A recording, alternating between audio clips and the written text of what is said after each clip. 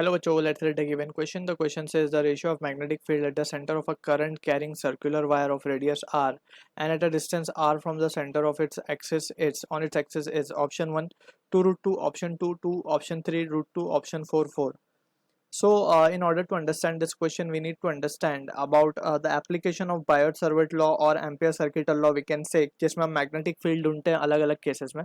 So let's say हमारे पास एक coil है जिसमें current is flowing, let's say I, and from its center at axial distance let's say r, या फिर हम कहें कि x एक पॉइंट P है जहाँ पे if we wish to find the magnetic field due to this current carrying coil, so उसका expression it has been given by BP is equals to mu naught I r square if r is the radius of this coil upon 2 into x square plus r square raised to 3 by 2.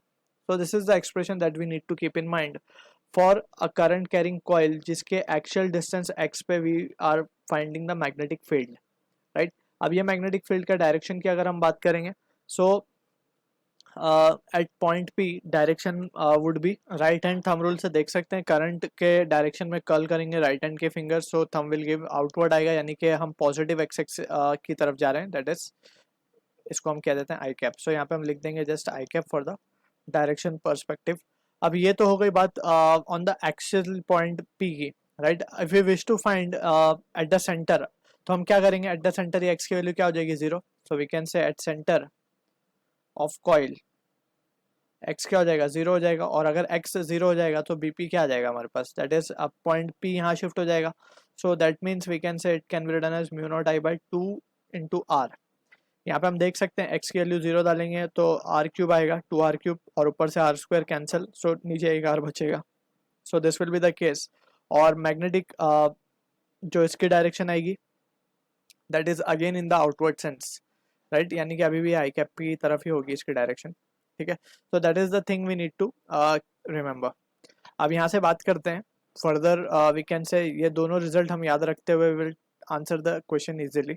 सो यहाँ पे हमें बोला जा रहा है ratio हमें find करना है magnetic field at the centre of the current carrying circular wire of radius R and at a distance. तो पहले हमें निकालना है at centre upon at axis. Axis की दूरी हमें एक्स की जगह पे आर ही रखना है क्योंकि दूरी हमें बोली है आर दूरी पे, at a distance R, right? So centre की पहले हम वैल्यू लिख देते हैं mu naught I by 2 R. Axis की जब हम बात करेंगे तो उसको लिखेंगे mu naught I R square upon 2 into R square plus R square हो जाएगा 2r स्क्वायर, राइट? क्योंकि x की जगह में क्या रखना होगा, r. सो यहाँ पे हम लिख देंगे कि फॉर दिस एक्सिस हम लिख रहे हैं x इक्वल्स टू r है यहाँ पे, ठीक? सो यहाँ पे हो जाएगा 2r स्क्वायर का क्यूब, 3 बाई 2 करना है इसे. सो यहाँ से हम पहले कैंसिल आउट कर देते हैं, जो जो टर्म्स कैंसिल हो रहे हैं यहाँ से 2 कैंसिल हो जाएगा, यहाँ से म्यू नॉट आई कैंसिल हो जाएगा. सो जो रिजल्ट हमारे पास बचेगा that will be equals to 2r square raised to 3 by 2 upon r cube basically, right? So यहाँ से हम देख सकते हैं कि r square का this will be cube root 2 का क्यूब करना है हमें इंटू ये हो जाएगा r का क्यूब अपॉन r का क्यूब. सो r क्यूब तो कैंसिल हो जाएगा. Cube root of 2 will be cube of root 2 will be 2 root 2. So this is the answer to the question जो कि मैच होगा ऑप्शन 1 के साथ. I hope you understood the solution. All the best.